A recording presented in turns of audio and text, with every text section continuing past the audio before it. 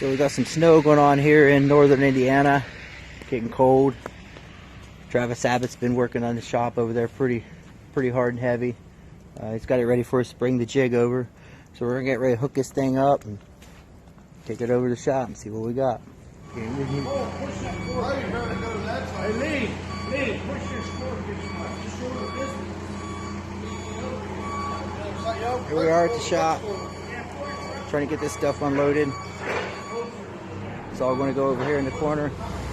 These guys are trying to figure out how to load this stuff. Got a little bit of snow on it.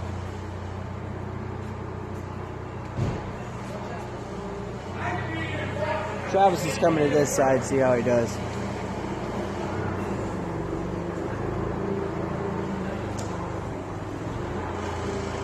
Just an old boss car, you can't hurt him. Let's pick up that whole thing.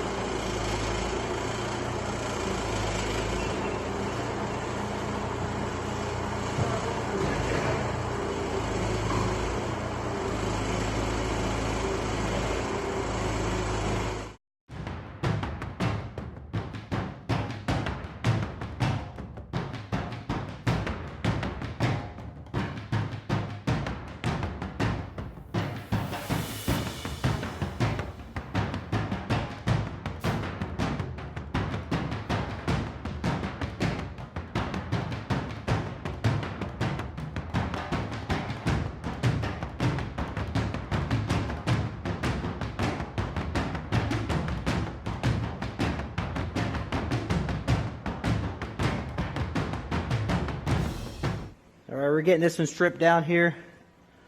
I'll get the rest of the sheet metal out of it. We'll get it up on jack stands. We'll go over some of the changes that we're going to do to this new car. We're slowly getting the jig set up over here in the corner. Brackets, tabs all came in. Got our welder set up, tubing bender.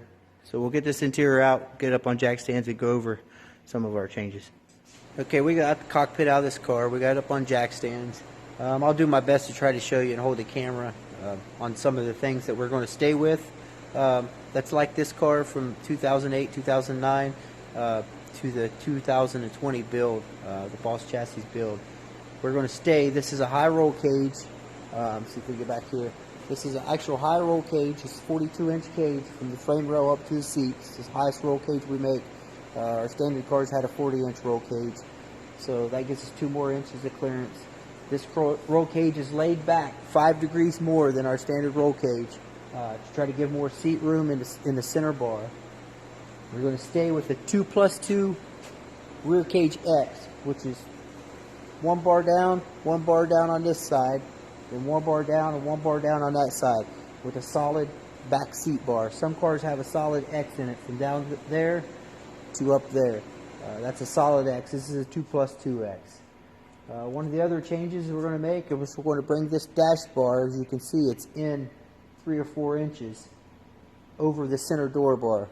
We're going to bring that dash bar out directly above to try to give more room for the driver to get in the car. So what we'll do is come further across from over there, come out 4 or 5 inches, whatever it takes to get above the center door bar. If you look across these 2 down bars here, and that one over there, you can hardly see it because of these bars. This bar's laid back a little bit further. When we bring that dash bar out, hopefully it will stand that bar up the same angle as our right front down tube. Top hoop will be pretty much the same. We're going to do a little bit different on the top bar. We'll go into that when we come to that. It'll be a little bit different. We do have the headroom here bent out for the helmet. The driver sits right here to give him the headroom. Come up here to the front end. We do have a 1 1/8 offset engine plate we're going to put in, which will be moving the motor to the right 1 inch. And we're going to stay with this style cross member. It's a one-piece cross member that we build. We don't buy none of it except for the rack plate. We're going to stay with that cross member. We like it. It's got 5/8 hole with a slug in it on each side. This cross member is actually raised up from our other car that we showed you. It's got more ground clearance, so it's good to go. We'll have a little bit different design strut tube mounts across the front. Be round tube instead of square tube. On our center X here, we're going to stay with the 2-inch split. If you can see that. 2-inch split right below the transmission and dry shaft. We like the way that performed in these cars. Come around here, I don't know if you can see it or not. Still got just a little bit of tire rub on this right side frame rail. So we'll probably take this point of the race car in about an inch further than what this is. This is in just a little bit further than the other car we had showed you. We're probably going to put the fuel cell in the same location to where it's at, from the center of the axle back. Same down bars here. So not a lot of difference, but a lot of difference. The other car will be 1 3/4 round tube. Front to back, we'll have no square tube. We'll have our battery over here on the right side, where we like to put batteries, especially for the crate cars. Put the battery there. We'll have the different window bars that come clear across. 4-link plates, we do have one of the new 4-link plates in. We're still trying to decide on how we want to do those. If we want to do them this way, you can see here, that's a welded in 4-link plate. Here we have the new style bolt in from PPM. We got the double holes in the bottom to be able to run, you know, like a 16-inch bottom rod and go to a 14.5-inch bottom rod. Standard top rod, we'll probably stay with the standard top rod. Not sure about these plates yet.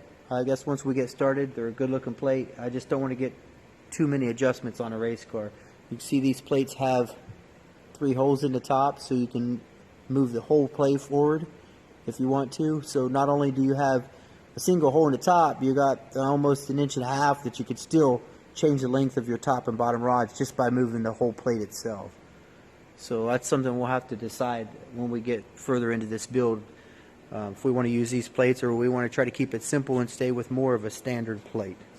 Things I wanted to touch on while I was up here at Viney's shop. We've been going over his rocket car pretty good. You know, winter tear down, go through the car. Most of us are doing that right now. As we tore his car down, in my last video we talked about bump steer, and it just so happens we have a good example set here of some things you miss that you might fight all season. I'll do my best to get this video in too. I know it's harder here in the shop. I'm going to try to give you an overview of this rack. If you look at this rack is not square with the radiator bracket. Plus it's also not square with the lower cross member. The reason is, at some point this cross member got bent, whether it's from the racetrack, who knows what it was from. But that rack is bent back that way, which brings this side out. But not only is it bent that way, it's also bent up on the left front and down on the right front. If you look at the tie rod too, here compared to the lower control arm, they're not parallel. I'm going to try to demonstrate this by jacking this up and showing you what it does.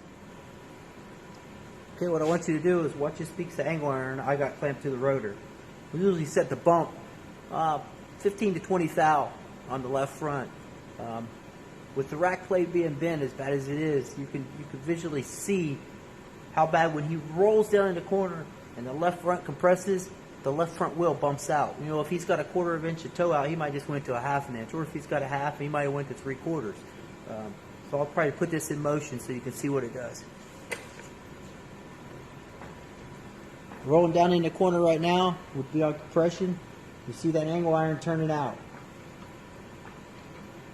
So if he's on the corner there, and then he goes to come off the corner, starts to pick back up off the left front, you'll see that angle iron turning the other way. That's how drastic his left front tire is moving back and forth. And the right front it might still be bumping the same 5 or 10 thou.